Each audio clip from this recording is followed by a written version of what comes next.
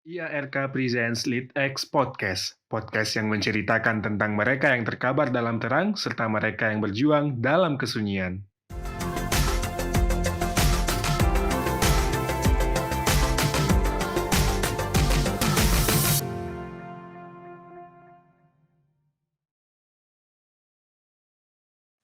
Assalamualaikum warahmatullahi wabarakatuh. Selamat datang kembali di Lead X Podcast IA Rumah Kepemimpinan bersama saya Abing Bob sebagai host dari podcast ini. Kita akan membahas cerita-cerita dari para alumni Rumah Kepemimpinan yang tentunya akan menginspirasi para pendengar.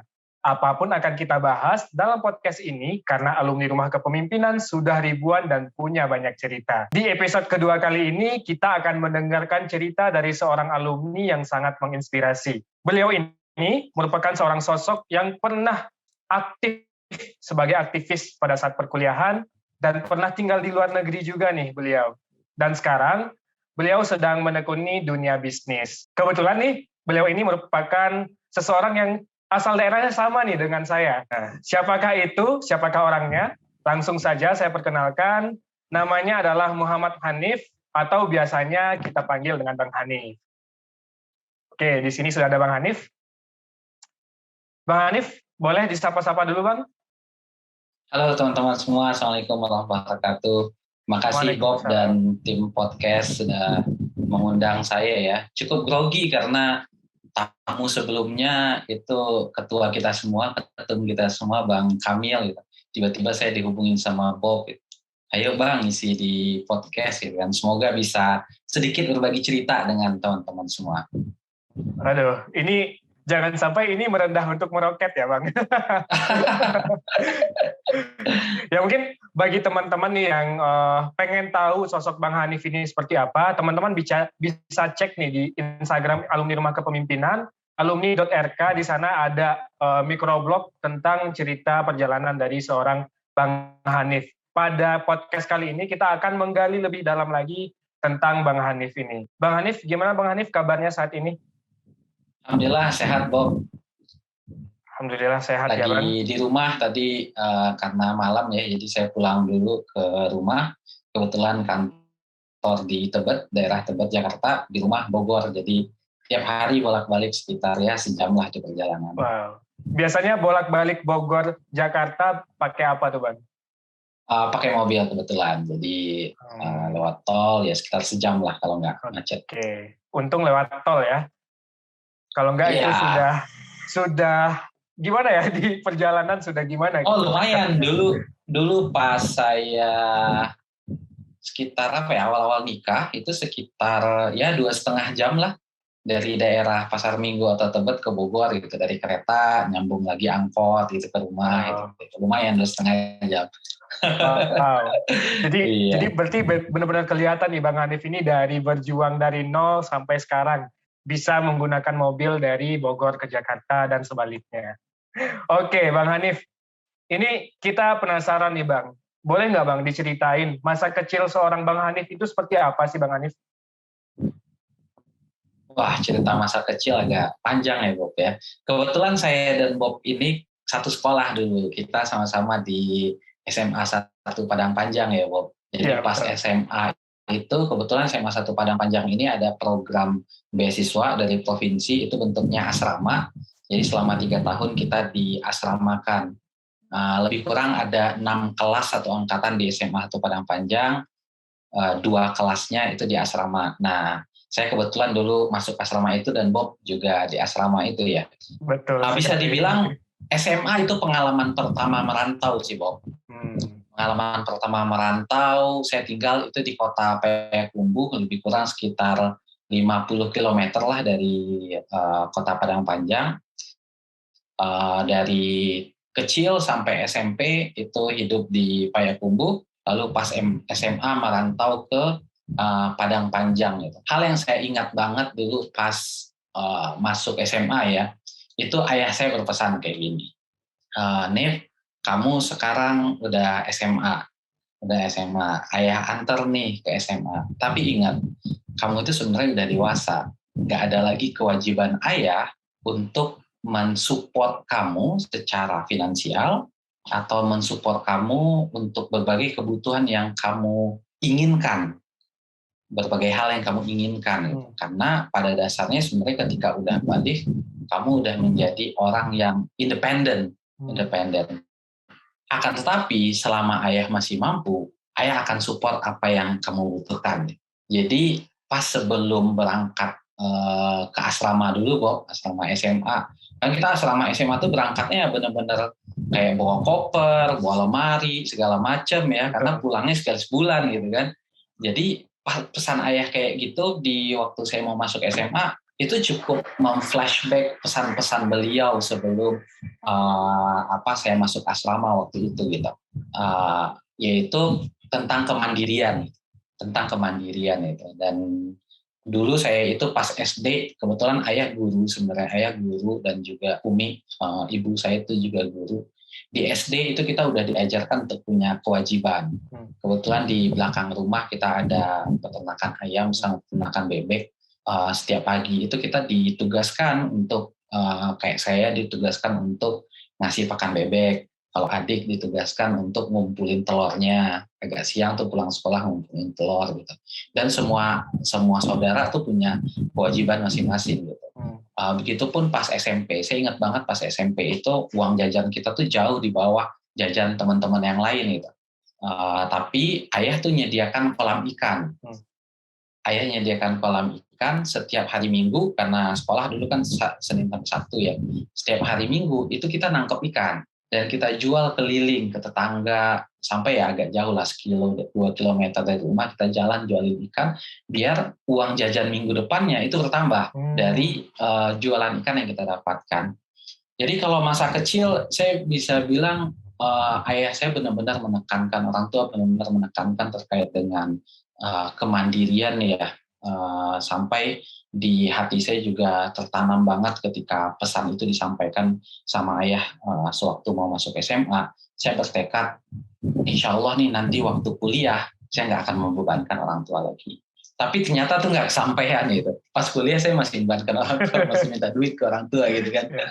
Alhamdulillah itu akhirnya saya ganti tekad saya kan. Wah, tahun pertama nih, apa tahun kedua nih, tahun ketiga gitu. Apalagi pas tahun ketiga jadi ketua BEM di FISIP kan, kayak Bob lah di BEM itu, pengeluaran makin banyak kan Bob. Wah, makin nggak bisa mandiri ini gitu kan. Akhirnya saya bisa wujudkan mandiri itu tanpa minta support, terutama finansial dari orang tua, itu pas setelah lulus, pas setelah habis sidang. Saya akhirnya tekad ke orang tua, mulai hari ini saya nggak akan minta lagi uang ke orang tua, dan insya Allah kalau ada rezeki saya malah akan kirim ke orang tua gitu. Jadi benar-benar sebenarnya masa kecil itu seru sih, karena orang tua selalu ngasih tantangan, terutama terkait dengan kemandirian. Oke, ini cerita masa kecil aja tuh bisa menyentuh saya gitu. Bagaimana dengan cerita-cerita selanjutnya?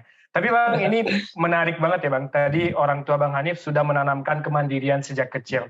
Selain itu, apa aja sih yang diajarkan dan dididik oleh orang tua Bang Hanif selain nilai kemandirian tadi, Bang? Mungkin ini kali ya, sebagai orang Minang itu kita dulu kan sering dengar cerita ya Bob ya. Orang Minang itu laki-laki khususnya ketika balik itu tinggalnya di surau. Ya, nggak tinggal di rumah, tapi tinggal di surau, bermasyarakat. SMP itu tidak tinggal di rumah sekali seminggu, dan berkomunikasi dan bermasyarakat lah, bersosialisasi dengan orang lain. Kalau di SD dulu itu saya nggak pernah sendiri sih, tapi di SD itu ayah juga beberapa kali ngajak keluar kota, lalu kita nginep gitu ya, nginep di luar kota. Maksudnya kegiatan masyarakat gitu, kayak ada komunitas pesantren, hal-hal yang kayak gitu. Nah, yang saya rasakan, dan mungkin ini juga Bob rasakan atau teman-teman merantau rasakan, merantau itu ngajarkan kita untuk menghadapi resiko ya. Karena kadang-kadang ketika kita dirantau, kita berhadapan dengan orang yang nggak kita kenal. Kita berhadapan dengan orang yang kita nggak tahu maksud dan tujuannya. Kita dihadapkan dengan resiko seperti misalnya kehabisan uang, atau resiko misalnya dapat ancaman dari orang sekitar gitu. Ancaman artinya bukan bukan berantem ya, tapi kadang-kadang kayak kita masuk satu kawasan gitu ya, wah orangnya berbeda, kadang kita udah cemas duluan kan. Tapi dengan didikan merantau dari kecil, alhamdulillah saya ngerasa cenderung lebih mudah untuk beradaptasi dengan komunitas manapun gitu. Oke, wah, berarti memang banyak banget ya nilai-nilai yang ditanamkan oleh orang tua Bang Hanif pada saat Bang Hanif waktu kecil dulu. Nah, saya mau nanya nih Bang Hanif kan punya banyak pengalaman. Bisa diceritakan nggak Bang, pengalaman yang paling berharga banget nih dalam kehidupan Bang Hanif sehingga bisa membuat Bang Hanif menjadi orang seperti sekarang ini? Satu pelajaran terbesar saya, Bob, itu ketika dulu kuliah S2 ke Manchester. Kenapa jadi pelajaran terbesar? Karena saya dipenuhi keraguan baik sebelum kuliah ataupun semasa kuliahnya gitu. Sebelum kuliah saya kan di Indef, jadi saya setelah lulus dari HIUI, kebetulan konsentrasi saya dulu di ekonomi politik, saya masuk ke Indef, saya menangani kajian-kajian tentang international trade, dan ya bermimpi untuk terus menjadi researcher, dan saya senang banget kebijakan publik ya. Saya senang banget di Indef, dan selama sekitar 2 tahun di Indef, saya banyak belajar tentang dunia riset dan juga terkait dengan perdagangan dan industri gitu. Tapi di lain sisi, ketika saya nikah 2015 barengan dengan saya masuk ke Indef, kita juga bangun usaha, saya dan istri bangun usaha. Nah, ketika membangun usaha itu, saya juga ngerasa, loh kok jiwa saya juga hidup ya di dunia bisnis gitu. Jadi dulu saya di Indef itu berangkat, ke Indef agak siang berangkat dari jam 10 lah, jam 9, jam 10 saya berangkat. Jadi jam 7 sampai jam 9 itu saya di kantor dulu, di toko lah dulu, kalau di Margonda Depok. Lalu jam 10 saya ke kantor, nyampe kantor jam 10, pulang jam maghrib, dari maghrib sampai malam saya ngurusin bisnis lagi. Dan saya merasa hidup banget nih jiwa di bisnis gitu. Nah, 2017 saya memutuskan untuk tetap fokus di Indef sebenarnya, walaupun konsul beberapa kali ke beberapa orang, gimana nih terkait dengan karir, kita apa mending tetap di dunia riset atau ke dunia bisnis. Tapi saya memutuskan tetap di dunia riset. Akhirnya saya melanjutkan sekolah ke Manchester gitu. Nah, ketika melanjutkan sekolah ke Manchester, saya udah daftar tuh global studies sih, tentang development studies ya, terkait dengan bidang yang saya dalami di Indef juga. Tapi beberapa waktu sebelum berangkat, keraguan itu menghantui saya lagi. Apa memang udah tepat belum ya pilihan ini gitu. Karena apakah sampai hari tua nih saya akan di dunia riset, apakah saya tahan nih dengan dinamika di dunia riset gitu. Di lain sisi saya sangat enjoy banget, saya sampai ngurusin bisnis sampai tengah malam, Bob. Sampai tengah malam lah gitu. Dulu itu sejarahnya sebelum masuk Indef sih, beberapa bulan sebelum masuk Indef, saya sempat punya bisnis ini, outlet es krim dan jus buah. Ada 4 outlet jus buah sebelum masuk Indef gitu. Jadi sekitar 6 bulan setelah lulus sebelum masuk Indef saya sempat bisnis. Dan saya ngerasain itu seru banget, walaupun resikonya besar sih. Nah, sebelum akhirnya berangkat ke Manchester, saya akhirnya memutuskan ganti jurusan kuliah. Saya urus ke LPDP, saya urus ke kampus, ganti jurusan kuliah, saya ambil Innovation Management and Entrepreneurship gitu. Di Manchester. Akhirnya saya memutuskan di detik-detik terakhir itu untuk berpindah haluan. Ya udah deh, ambil bisnis aja deh gitu kuliahnya gitu. LPDP-nya setuju, kampusnya setuju. Udah deh, saya berangkat waktu itu dengan jurusan Innovation Management and Entrepreneurship. Di 6 bulan pertama saya sangat menikmati banget kuliah itu. Sampai pada akhirnya salah satu senior dan mentor saya di Indef datang ke Manchester, datang ke rumah saya di Manchester itu untuk bilang, jadi pas datang ke Manchester saya jemput tuh ke bandara kan, namanya Pak Didik Rahbini. Pas saya jemput ke bandara di mobil, beliau bilang kayak gini, Nif, kamu itu spesial.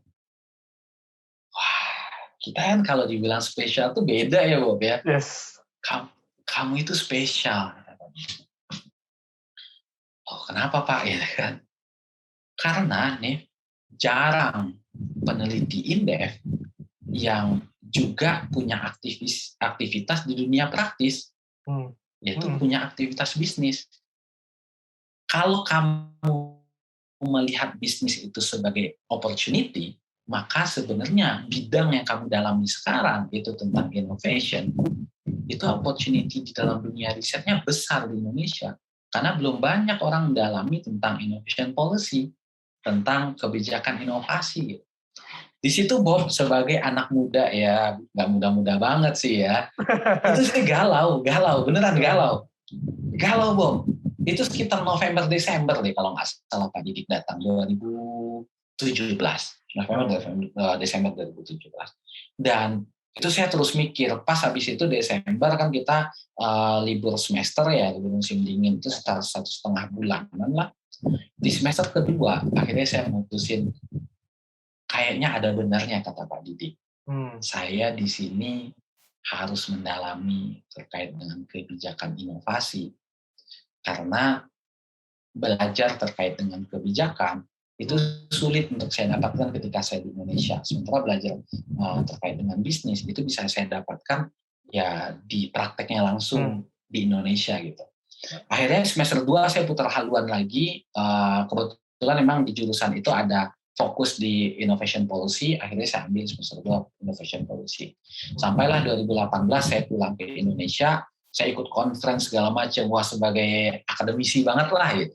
Di pas semester 2 itu alhamdulillah disertasinya juga distinction tinggi banget nilainya karena emang wah highly motivated banget lah untuk balik lagi ke Indef. Pas balik ke Indef saya masuk ke Indef lagi 2018, 2019 di 2020 akhirnya saya ditunjuk sebagai kepala Center of Innovation and Digital Economy di Indef.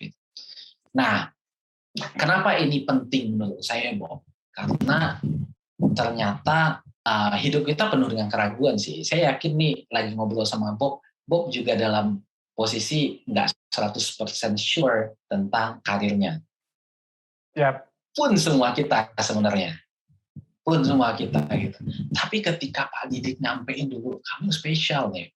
Kamu itu punya kemampuan di sini, silahkan fokus aja di mana dulu gitu. Tapi jangan lupa gitu bahwa tujuan kamu adalah harus jadi orang besar. Pak Didik itu menggambarkan saya itu kayak kamu jadi Quick Yanggi gitu. Banyak orang-orang yang di policy di Indonesia itu juga punya bisnis kok gitu, dia juga mengurusin bisnis gitu. Asalkan kamu bisa set priority gitu, kamu mau prioritasnya di mana gitu. Nah, ketika 2019 akhirnya saya itu ngeset sebenarnya sampai 2020 akhir itu saya di Indef. Setelah itu akhirnya saya akan fokus lagi di bisnis. Tapi qadarullah COVID datang ya Bob ya. COVID datang waktu itu karyawan di Pugi itu jumlah sekitar 15-an. Yep. Saya bingung kan, karena biasanya bisnis dihandle oleh ada tim dan juga istri saya nge-handle bisnis. Bingung karena sales kita drop lumayan parah gitu ya, sekitar ya sisa 10% lah, drop 90%. Dan kebetulan pas WFH, jadi saya di rumah, banyak di rumah. Akhirnya saya WhatsApp Pak Didik, Pak, kayaknya ini udah saatnya saya untuk cuti dari Indef. Saya harus ngurusin bisnis dulu. Itu di Maret 2020. Dan ternyata saya cukup surprise itu, karena mentor itu emang penting sih. Mentor itu penting banget. Saya cukup surprise karena Pak Didik langsung support. Ya nih kamu fokus ngurusin bisnis kamu sekarang, udah waktunya kamu ngurusin bisnis kamu. Dan saya baru 2 minggu lalu ketemu lagi sama Pak Didik setelah 1,5 tahun nggak ketemu selama pandemi, dan beliau bilang lagi ke saya, Nef kamu spesial, tapi jangan lupa ya, kamu sekarang nih fokus di bisnis, sekali 3 bulan kamu tetap harus ngisi seminar di Indef, gitu, biar nggak lupa dunia akademiknya gitu. Jadi di situ akhirnya saya banyak mengobati ini sih, keraguan-raguan saya dalam memilih karir. Kadang ketika kita milih karir itu ya nggak usah ragu, ya go on aja. Kadang-kadang nanti di suatu saat persimpangan itu akan ketemu lagi. Gitu. Itu sih, Bob. Iya, ini mantap banget tadi. Prosesnya itu sangat panjang ya, diceritakan oleh Bang Hanif juga. Dan memang kita sebagai manusia siapapun gitu, pasti akan mengalami yang namanya persimpangan karir gitu ya Bang. Kita kayak Benar. belum tentu kayak fix di sini nih, pasti di sini nih, pasti di sana dan lain sebagainya. Jadi itu memang akan dinamis dan prosesnya akan panjang juga. Nah, anyway, tadi kan Bang Hanif sudah menyebutkan Bang Hanif Indef, kemudian ada bisnis juga. Tapi kalau sekarang ini, kalau saya tanya, berarti Bang Hanif hanya fokusnya di mengurus bisnis atau ada proyek-proyek lainnya, Bang? Fokus di bisnis. Fokus di Fokus di bisnis. bisnis. Dan saya itu berencana sebenarnya sampai sekitar 2 tahun ke depan itu akan pure fokus di bisnis, lalu nanti baru mempertemukan persimpangannya lagi untuk ya sedikit demi sedikit mungkin akan kembali ke dunia akademik. Oke, sip. Tadi Bang Hanif sempat menyampaikan juga ya, kayak Bang Hanif ini punya bisnis Bugi Apparel, itu di bidang konveksi ya Bang? Ya, di bidang produksi pakaian ya. Nah, ini kita akan masuk nih ke topik pembahasan kita. Bang Hanif tadi menyebutkan Maret 2020 datanglah COVID, kemudian itu membuat bisnis Bang Hanif cukup mengalami apa ya istilahnya kayak ya mengalami guncangan lah di bisnis di Bugi Apparel ini sendiri. Nah itu gimana sih Bang Hanif pada akhirnya menghadapi kondisi tersebut? Dan mungkin di sini para pendengar di sini ya ada juga yang pelaku usaha yang punya bisnis juga mengalami masa yang seperti Bang Hanif rasakan di bisnis Bang Hanif sendiri gitu. Jadi Maret 2020 itu saya ingat banget tanggal 14 Maret ya, ngomong PPKM hari Sabtu waktu itu, tanggal 15, tanggal 16-nya itu hari Senin. Akhirnya tanggal 15 hari Minggu kita mengumumkan ke semua karyawan, kita putuskan untuk WFH, terus harap tetap di follow up project-project yang ada, karena kita udah tahu project-project yang ada itu dari Sabtu itu orang udah mulai membatalkan projectnya. Karena kan biasanya kita untuk seragam kantor ataupun untuk seragam-seragam acara ya. Jadi itu hanya dalam waktu kurang dari seminggu, Bob, kita kehilangan pekerjaan. Wow. Kita kehilangan pekerjaan karena memang Bugi Apparel itu fokusnya ke seragam kantor, seragam acara. Kalau acara sudah pasti batal gitu. Yes. Udah pasti batal. Akhirnya kita kehilangan sekitar ya 90% sales kita. Ada sih beberapa yang akhirnya diundur. Nanti deh gitu. Sementara tuh ada belasan karyawan saat itu gitu. Nah, selama 10 hari WFH, selama sekitar 2 minggu pertama lah WFH, saya akhirnya muter otak terus gitu. Apa nih yang mungkin untuk kita lakukan? Apa yang mungkin untuk kita lakukan? Sebenarnya dari awal bulan ketika kita dengar COVID udah masuk Indonesia, kita udah mulai berpikir kita akan produksi alat pelindung diri. Yep. Alat pelindung diri kan basicnya di pakaian kan sebenarnya, produksi pakaian kan. Cuma bedanya adalah alat pelindung diri ini punya standarisasi kesehatan. Yes. Punya standarisasi kesehatan yang waktu itu, ini mungkin tamparan besar juga sih buat saya. Waktu itu kita berpikir, kita nggak mungkin akan dapat izinnya. Kita nggak mungkin akan dapat izin. Sampailah sekitar tanggal 25 Maret. Waktu itu salah satu teman saya di Indef itu sesak nafas sekitar jam 4:30 pagi. Lalu dia nelpon, istrinya nelpon, "Bang, boleh minta tolong nggak? Ini suami saya perlu bantuan nih diantar ke rumah sakit." Singkat cerita, akhirnya dengan segala, saya juga khawatir ya, pokoknya awal-awal Maret 2020 kan kondisi mencekam banget ya.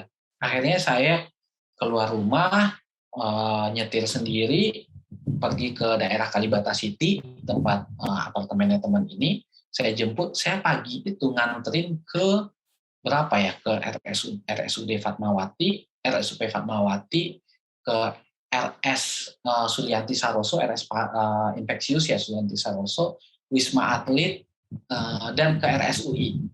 Jadi saya nganterin ke 4 RS teman ini untuk ngecek kondisi COVID-nya di tanggal 25 Maret 2020.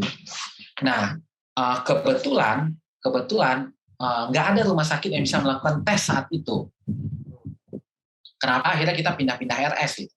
Nggak ada rumah sakit yang mau tes kecuali dia memang kondisinya berat banget. Nah, cuma pelajaran lain yang saya dapatkan dari keliling 4 RS itu adalah ternyata 4 RS itu pelindung dirinya mereka untuk menghadapi pandemi ini minim sekali. Oh, okay. Di situ akhirnya saya konsultasi dengan salah seorang dokter dan dokter ini kebetulan pebisnis juga, saya tanya, mungkin nggak ya kita bikin produk ini, alat pelindung ini tanpa izin? Tanpa izin gitu. Terus dia bilang, kamu jangan mikirin izin sekarang. Kamu jangan mikirin izin sekarang. Bikin produk yang standar, pakai nama saya, udah kirim ke RS sekarang. Karena kalau kamu mampu untuk bikin, orang lagi nyari sekarang siapa yang mampu untuk bikin produk ini. Gitu. Sekarang izin itu kan terkait dengan standarisasi katanya. Yes. Ya udah pakai nama saya ngecek produk kamu, terus udah kirim ke RS kan. Karena emang sebutuh itu sekarang teman-teman kita dokter itu udah pada tumbang karena pakaian pelindungnya nggak memadai. Kan ingat waktu itu jas hujan, ingat nggak? Iya. Pakai jas hujan gitu. Akhirnya di waktu itu Bob, saya langsung ke Bandung, tanggal 26 Maret saya langsung ke Bandung, ke tempat produksi kita. Akhirnya kita produksi pakaian pelindung di awal dengan semangat emang untuk membantu para tenaga kesehatan.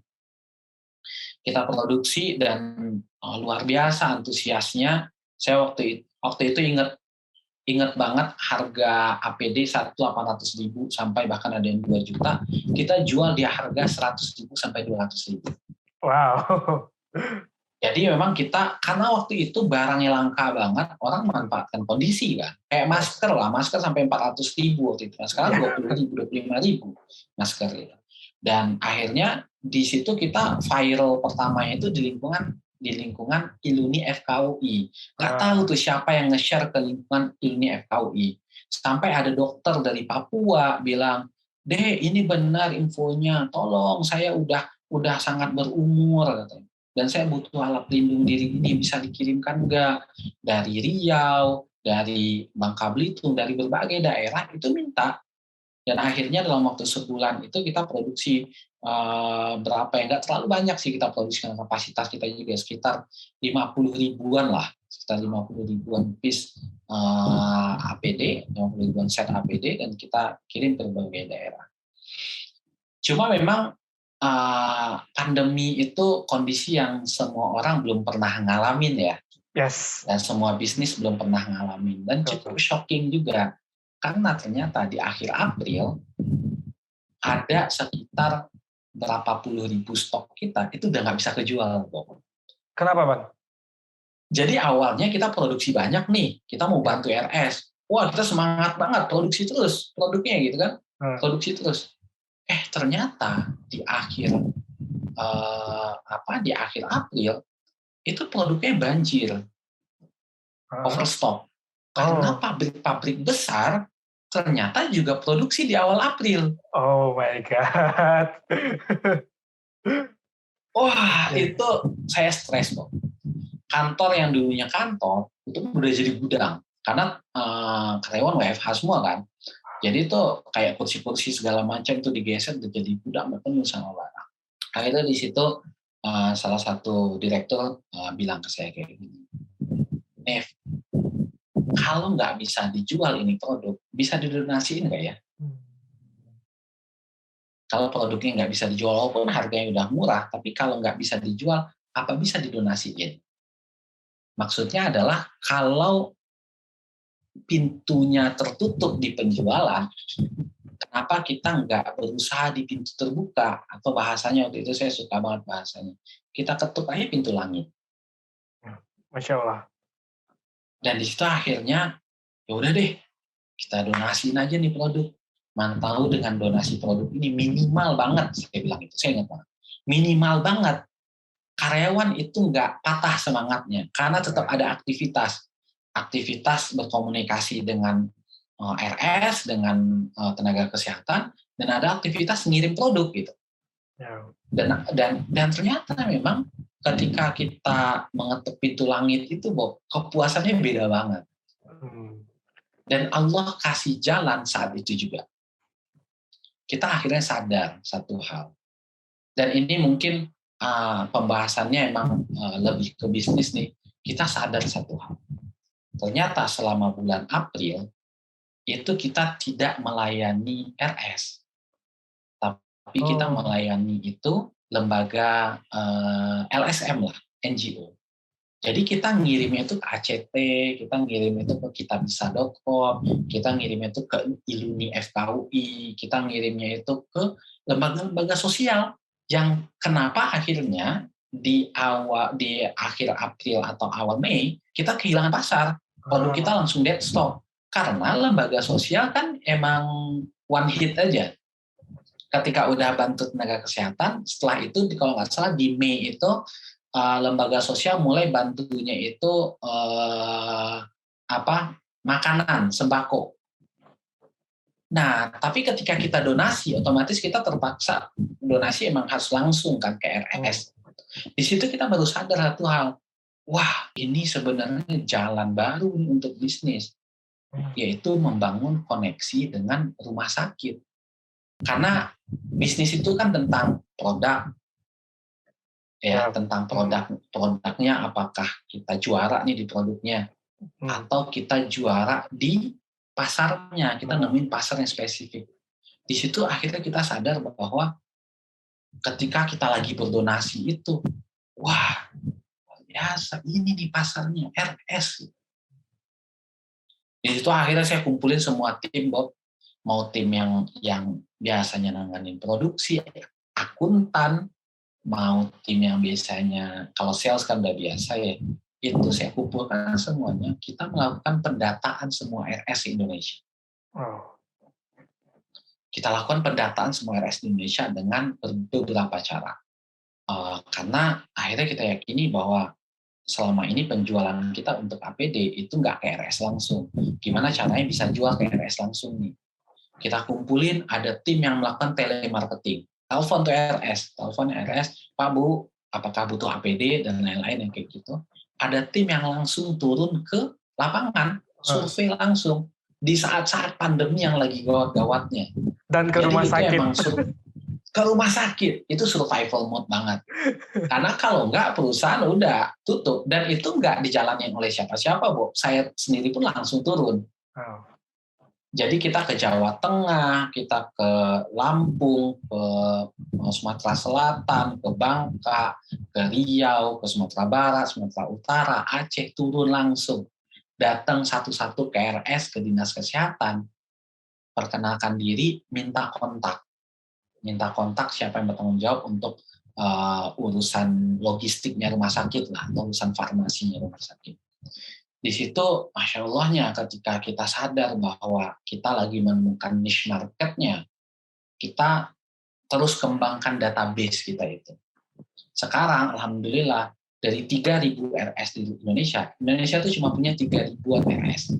Yeah. Kita sudah punya dan berkontak dengan 1.700 RS. Wow, lebih dari setengah? Lebih dari setengahnya. Itu dari ujung Aceh ke ujung Papua.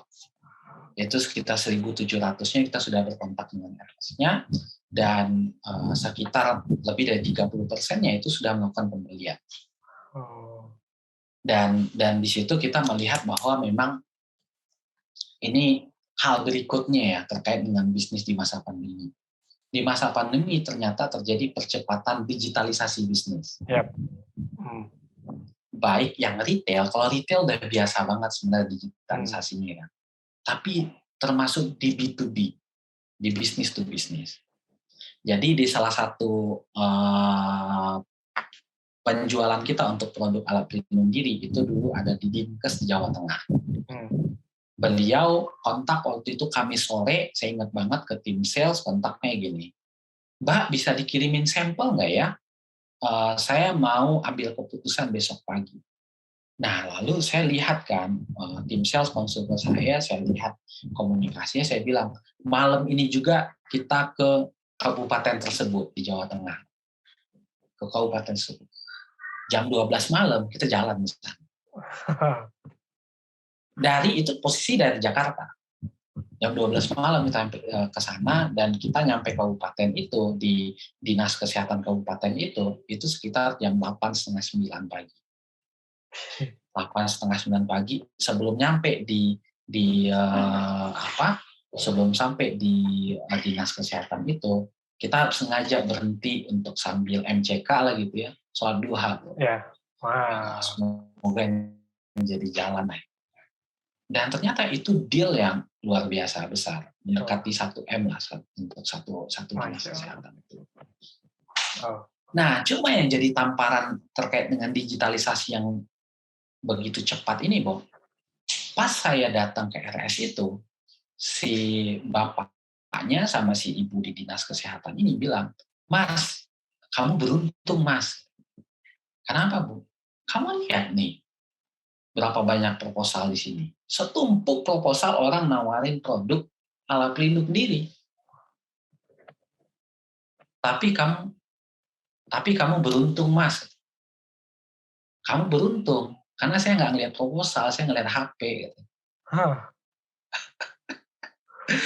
Kamu beruntung, Mas. Gitu. Karena saya nggak ngeliat proposal, saya ngeliatnya HP. Gitu. Maksudnya itu kan obrolan santai ya. Itu setelah deal itu, Bob. Setelah deal itu kan obrolan santai ya.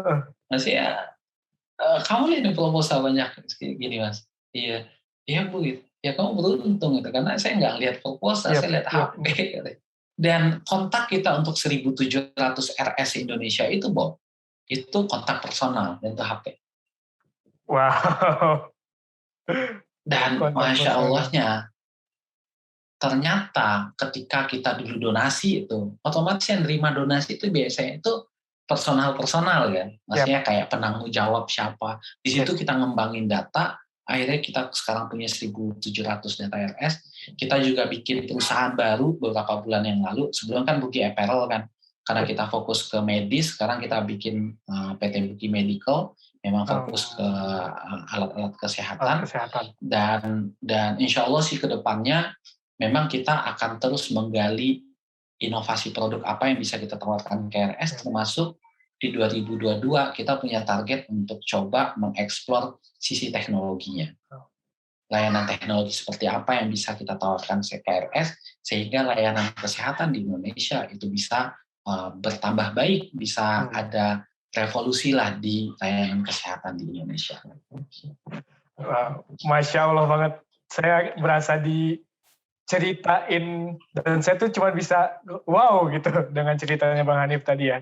Ini menarik sih, tadi Bang Hanif, saya mendengarkan cerita Bang Hanif, kemudian tadi disampaikan ya, bahwa di bulan Maret sempat mengalami penurunan, kemudian mulai ketemu nih untuk bikin APD, kemudian udah sales-nya udah tinggi, kemudian tiba-tiba ternyata di bulan April sempat mengalami overproduksi juga gitu. Kemudian pada akhirnya merasa jatuh lagi, kemudian ke depan bangkit lagi. Nah, ini yang saya mau tanyakan adalah apa sih Bang faktor yang pada akhirnya bisa membuat usaha kita itu bisa bangkit lagi di masa pandemi ini gitu. Tadi kan jatuh bangunnya banyak banget nih dengan ketidakpastian di masa pandemi ini, tapi Bang Hanif sendiri dengan bisnisnya, perusahaannya bisa untuk bangkit lagi gitu. Kalau menurut saya pertama di masa pandemi ataupun masa-masa sulit ke depannya ya, karena bisnis itu selalu menghadapi ada masa-masa sulitnya lah. Kalau di dalam teori itu ada J curve, huruf J. Di awal itu bisnis akan mengalami masa sulit gitu ya, dia berinvestasi sampai dia bisa naik ke atas itu. Tapi di setiap posisinya itu ada tantangan-tantangan sendirinya gitu. Nah, kalau saya waktu itu dengan ngobrol sama salah satu direksi di bulan April, beliau mendengarkan kayak gini, ketika ada pintu tertutup, maka jangan selalu fokus dengan pintu tertutupnya, carilah jendela terbukanya. Atau kalau dalam quotes lainnya ya, dibilangnya itu adalah ketika pintu itu nggak bisa diketok gitu ya, maka bikinlah jendela baru gitu. Makanya bikin yang baru gitu, jangan terlalu fokus dengan problemnya.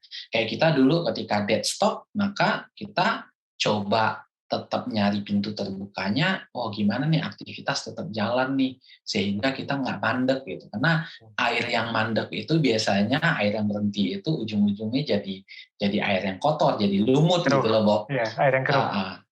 Air yang keruh gitu. Sehingga kita, hal yang pertama yang saya rasakan benar-benar merubah mindset saya banget ketika pandemi kemarin adalah ketika ada kendala, jangan berhenti, tetap lakukan sesuatu. Tetap lakukan progres sesuatu. Cari jalan, kalau nggak ada jalan yang langsung ke depan, ya cari jalan melingkarnya seperti apa gitu. Karena dengan kita berusaha, Allah akan kasih jalannya. Insya Allah. Tapi kalau kita diam-diam aja gitu ya, kita dihantui oleh overthinking kita gitu loh. Dihantui oleh pikiran-pikiran kita yang belum tentu seperti itu aslinya di lapangan gitu. Yes. Nah, yang kedua menurut saya, dan ini kita lihat langsung ya. Bob follow Arif Muhammad nggak? Follow Bang. Beberapa hari yang lalu atau kemarin ya, Arif Muhammad jual angin dari LA, udara Betul. dari LA. Ya. Gila Saya nggak? lihat. Gila. Gila banget ya. Terus dia ikoi-ikoyan. Terus Ya. dia kayak jualan Arif Muhammad apa sih? Bakso aci gitu. Bakso aci. Aci hui. Iya. Kenapa sih jualan dia bakso aci gitu loh, Bob? Tapi saya belajar gini, Bob. Saya belajar bahwa hal yang kedua yang kita sadari di tengah pandemi adalah bisnis itu juga tentang membangun customer base. Tentang data sebenarnya. Nah, kalau Arif Muhammad itu dia di retail ya jatuhnya, dia membangun audiens. Misalnya kayak Raffi Ahmad, followersnya berapa puluh juta gitu ya. Dia mau jualan apapun bisa laku. Kenapa? Karena ketika customer base kita kebangun, ketika audiens kita kebangun, itu tuh ada funnelnya, ada corongnya. Followersnya 40 juta. Ketika dia posting yang lihat 20 juta. Ketika 20 juta yang komen 200.000. Misalnya anggaplah dia jualan bakso aci gitu kan ya, 200.000. Dari 200.000 yang beli 2.000, yang beli 20.000. Loh, 20.000 kali 10.000 berapa? 2M. Iya kan? Ya. 200 juta sekali posting. Iya. Kalau yang dia jual 10.000, gimana kalau dia jualnya 100.000? Udah 2M sekali 2M. posting. Nah, kadang waktu itu saya juga sempat ikutin Yuka Harlanda, itu CEO-nya Brodo. Brodo tahu sepatu? Oh, tahu. Brodo. Dia bilang, dia sempat ditanya sama orang, Bang Yuka, kalau seandainya punya kesempatan nih untuk bangun bisnis yang lain, apa yang dilakukan duluan? Terus dia udah bilang, saya akan bangun audiens duluan. Saya akan bangun audiens, karena ketika kita punya audiens yang banyak, ketika kita punya audiens yang cukup lah, kita akan bisa membangun produk yang legit lah. Karena dengan audiens yang banyak, nggak harus jualan di awal, tapi feedback terhadap produk kita juga bisa dari berbagai sisi. Lalu ketika kita menjual produk kita, funnelnya besar gitu. Ketika corongnya di atasnya 40 juta, maka ke bawah-bawah ya kejual 2 juta ya oke gitu, Bob. Tapi kalau funnel di atasnya 1.000 gitu, Bob, yang ngebeli satu orang gitu ya, kebetulan satu orang ini kasihan gitu kan nggak lucu gitu kan, dia nggak. Jadi memang mungkin karena percepatan digitalisasi saat ini kesempatan untuk semua bisnis itu membangun bisnis yang akan menang adalah bisnis yang membangun customer base-nya, customer datanya itu dengan baik. Kenapa akhirnya ketika kita ngobrol sesuatu gitu ya, Bob ya, tiba-tiba muncul iklan di Instagram atau di Google gitu ya. Yes. Sebenarnya kita tuh data gitu tuh lagi dikumpulin sama perusahaan-perusahaan teknologi besar. Dan dengan cara pandang yang sedikit beririsan, itu juga yang kita lakukan ke RS sebenarnya. Akhirnya RS kita sebagai pemain baru lah jatuhnya dalam setahun ke belakang itu mengumpulkan data lebih kurang 1.700 RS, lebih dari 50% RS di Indonesia. Kita lakukan lagi-lagi kayak ceritanya Ahmad Puadi tadi, yaitu kita lakukan dengan one big step yang kalau dibilang capek ngerjainnya, Bob. Kalau dibilang habis-habisan ngerjainnya. Sampai datang langsung ke RS-nya, sampai kalau kan ada juga tim yang telemarketing ya. Pas telemarketing itu emang kayak dimarahin sama RS, ngubungin RS gitu ya. Kita punya tim data science. Nah, tim data ini akhirnya mengelola tuh. Metakan RS-nya posisinya di mana, jumlah bed-nya atau kapasitas RS-nya seperti apa, sampai ke hal-hal yang sifatnya udah teknis penjualan. Misalnya dia beli bulan lalu tanggal 13, berarti bulan ini ada habit dia beli itu setiap hari apa, setiap tanggal berapa. Di situ akhirnya data customer itu kita olah. Kalau di Instagram lebih kurang, kalau kayak Arif Muhammad ataupun selebgram lainnya, pasti mereka baca insight kan. Ya. Mereka baca insights dari Instagramnya untuk melakukan action bisnisnya gitu. Nah, disitulah saya ngelihat bahwa kunci dari bisnis pandemi dan post pandemi nanti itu akan data driven bisnis itu benar-benar akan menjadi pemenang ke depan. Ini kalau kata orang-orang sekarang nih Bang, ini isi podcastnya daging banget nih. Jadi buat para pelaku usaha gitu ya, tolong ditonton podcast ini sehingga kalian akan mendapatkan beberapa poin-poin yang tadi disampaikan oleh Bang Hanif. Nah, oke, Bang Hanif, mungkin ini Bang, karena ini kita kan masih di masa pandemi ya Bang, udah hampir 2 tahun nih kita di masa pandemi. Ada nggak sih Bang pesan dari Bang Hanif nih untuk para pelaku usaha agar tetap bisa membangkitkan bisnisnya gitu Bang? Kalau menurut saya bisnis masa pandemi ini memang semua orang hadapi kesulitan sih sebenarnya. Pun bisnis-bisnis yang lagi naik, mereka tidak bebas dari tantangan resiko. Bayangkan ada yang berani sampai buka klinik segala macam gitu ya. Terus kasus turun gitu kan. Kasus turun. Pertanyaanlah mereka pengen kasus terus naik biar kliniknya laku gitu ya. Atau sebenarnya pengen kasus turun. Semua orang pengen kasusnya turun gitu. Yes. Jadi bisa jadi mereka udah invest besar ternyata zong rugi gitu. Jadi semua bisnis menghadapi tantangan yang sama sebenarnya yaitu uncertainty gitu. Yaitu ketidakpastian sebenarnya di masa pandemi seperti saat ini. Cuma kalau boleh ngasih pendapat terkait dengan apa yang bisa dilakukan di masa pandemi ini, Bob, saya agak bingung ya kalau untuk bisnis yang baru dimulai. Tapi mungkin saya lebih tertuju ke bisnis yang udah berjalan. Ya, gimana, untuk bisnis yang udah berjalan, coba revisit lagi, tinjau ulang lagi, sebenarnya kita punya data apa di bisnis kita. Kita punya, kalau data is the new oil, maka kadang-kadang nggak harus nyari ladang baru untuk dapat new oilnya. Bisa jadi di bawah rumah kita loh, new oilnya gitu. Asalkan kita konstan untuk mencari data itu sendiri. Gitu. Nah contohnya, kita misalnya ya, RK misalnya. RK punya berapa banyak data RK terkait dengan SDM-nya. RK itu bisa potensi banget loh untuk punya bisnis kayak talent management gitu. Kalau datanya kuat. Terus misalnya ada bisnis ya Bob ya, anggaplah coffee shop gitu ya. Bisnis coffee shop yang sempat turun banget ya karena kafe kan pada ditutup ya. Dia punya data kontak customer dia nggak selama ini?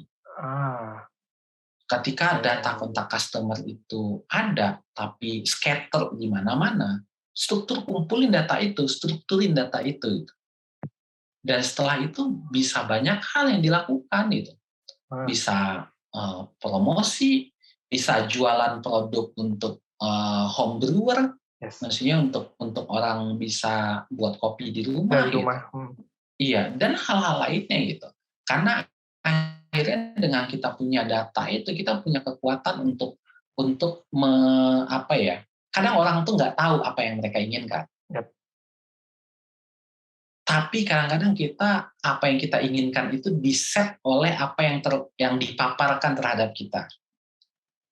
Jadi dalam bisnis adalah itu terkait dengan kita mau maparin apa nih ke market kita, ke pasar kita, ke audiens kita, ke customer kita gitu.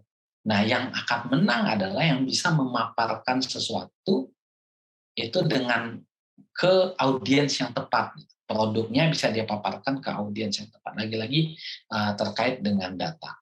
Saya baru banget Bob di dunia bisnis yang data driven gitu ya. Dan saya nggak ada background di data sebenarnya, nggak ada FISIP lah gitu ya Bob ya. Tapi saya ngelihat untuk business owner atau business leader ketika dia nggak punya background di data, jangan khawatir juga gitu. Karena Hmm. banyak banget teman-teman sekarang alumni-alumni baru juga atau orang-orang yang udah berpengalaman itu mereka punya kapasitas terkait dengan data itu besar, ya tinggal kolaborasi berarti gitu.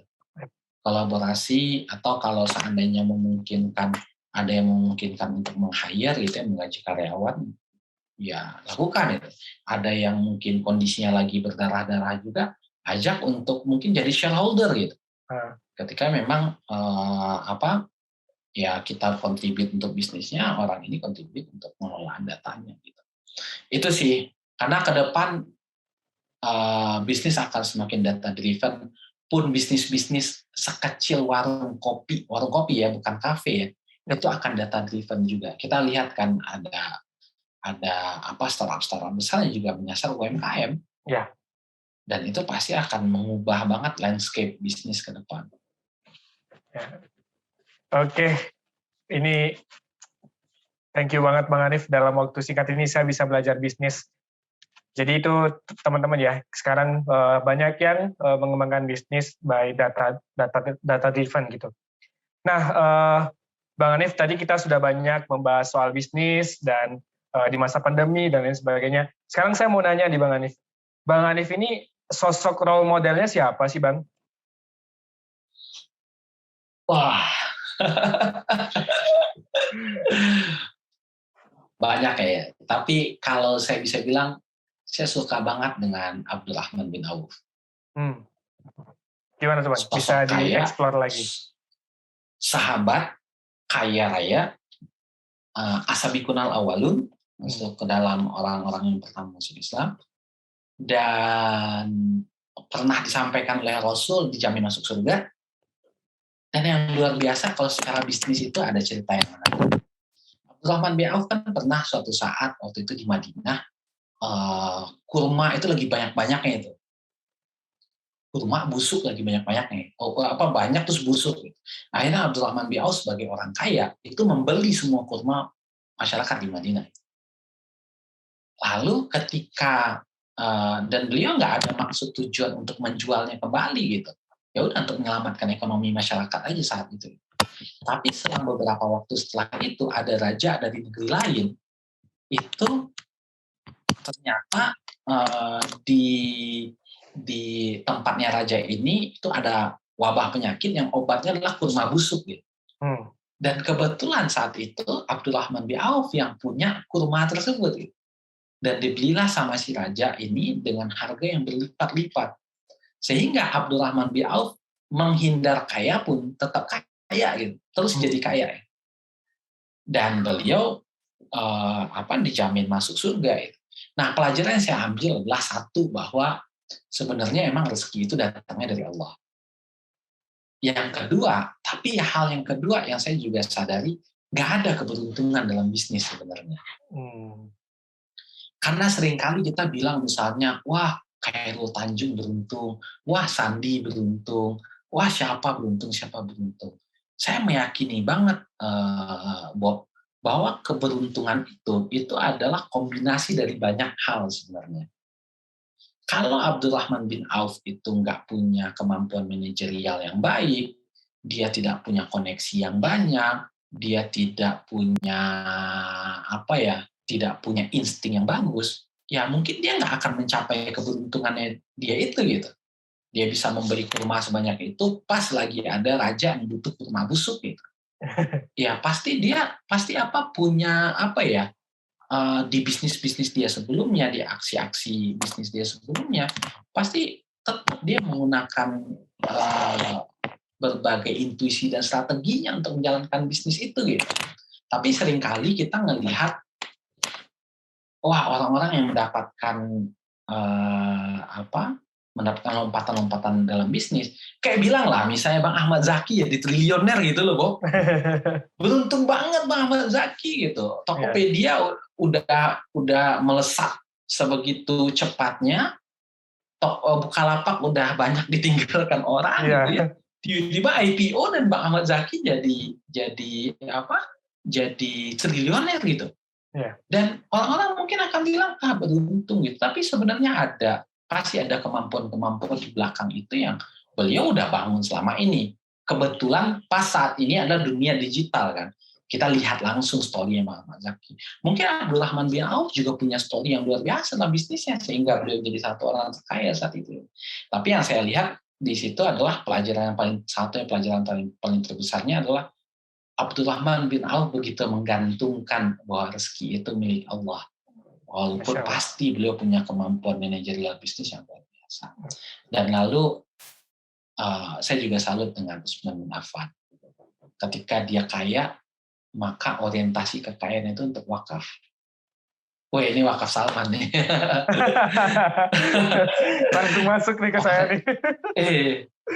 Orientasi kekayaan itu untuk wakaf gitu, untuk jangka panjang gitu, dan untuk umat gitu. Sampai sekarang ya masih ada hotel yang sama Utsman bin Affan di Mekah ya. Dan mengumpulkan kekayaan itu nggak ada yang salah. Kalau kata Warren Buffett ini, salah satu investor terkemuka di dunia ya, kekayaan itu tidak akan membuat kamu menjadi jahat, tapi kekayaan itu akan membuat seseorang itu keluar jati diri dia yang sebenarnya. Kalau yang jahat akan semakin jahat, gitu kan, dengan kekayaan, dengan uang, gitu ya.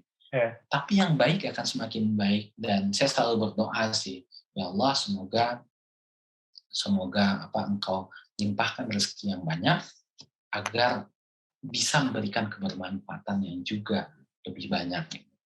Jadi kita harus selalu seperti itu sih, karena dengan kita berorientasikan kepada jadi ibadah, orientasikan bahwa rezeki yang kita dapatkan itu untuk orang banyak gitu ya.